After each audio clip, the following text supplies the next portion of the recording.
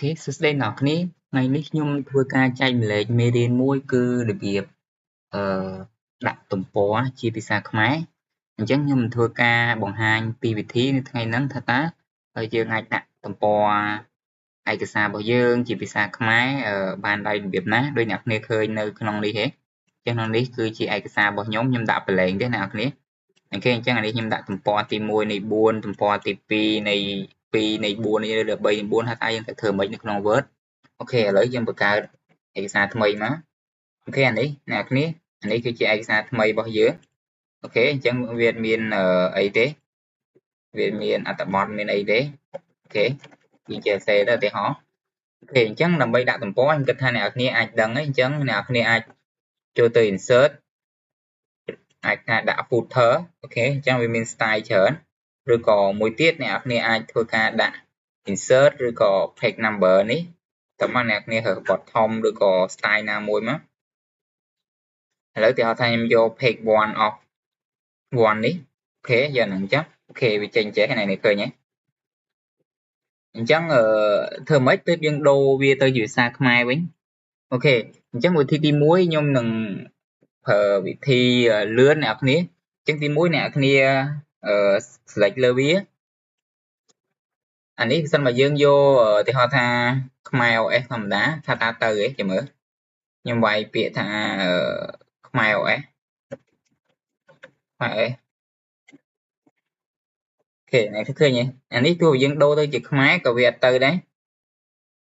អូខេមូលនេះក៏អត់ទៅដែរអូខេ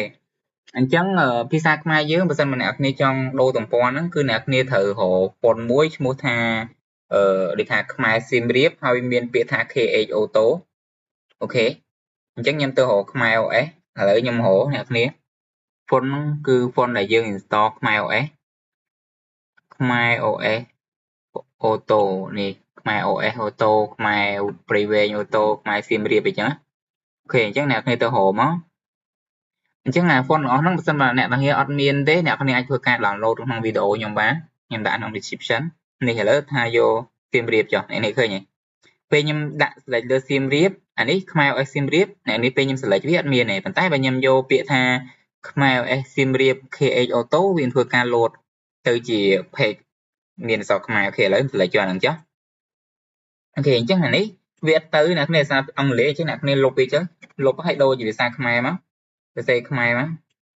ដាក់ថាទំព័រអូខេទំព័រទីអូខេអញ្ចឹងអានេះយើងអាចដាក់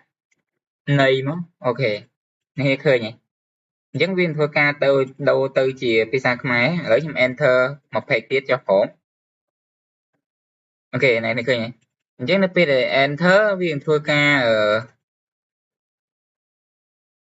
ដូរទៅភាសាខ្មែរយើងអូខេឃើញណាគ្នាអូខេហើយហ្នឹងអ្នកគ្នាអាចធ្វើការដាក់ style border អ្នកគ្នាក៏បានដែរឡើយនេះដាក់វាមានបន្ទាត់នៅពីលើ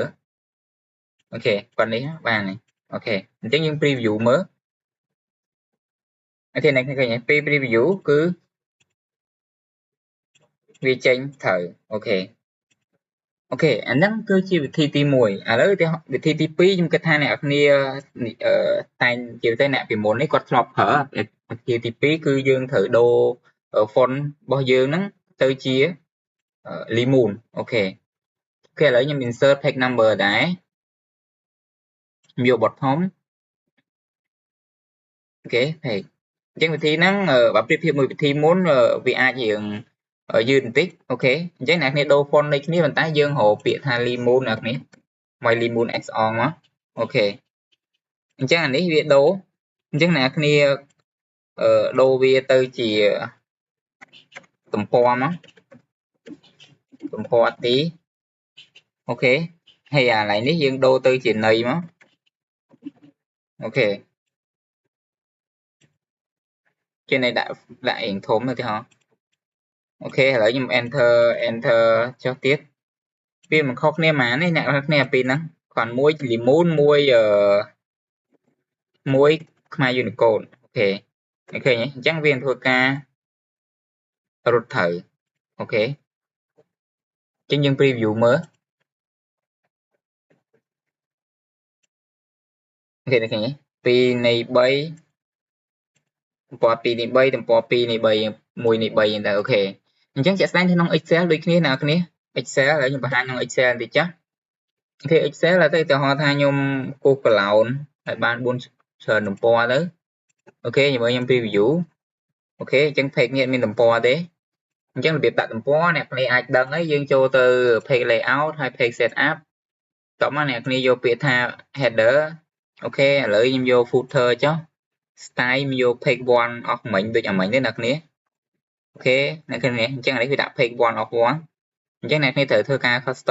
custom footer អូខេអញ្ចឹងកន្លែងនេះអ្នកគ្នាដូរនេះមកដូរទៅខ្មែរ OS យើងហ្មងខ្មែរ OS auto ខ្មែរ OS អូខេ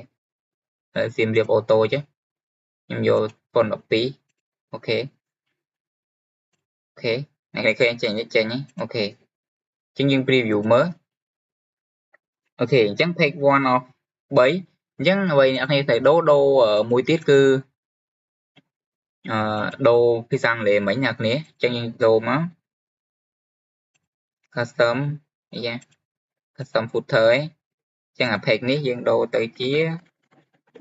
ទំព័រអូខេអ្នកឃើញអញ្ចឹងនេះខ្មែរ Unicode ទេអញ្ចឹងយើងស្រួលវាយនៃអូខេអូខេទំព័រមួយនៃមួយអូខេ preview មើលអូខេ2នេះ3អូខេ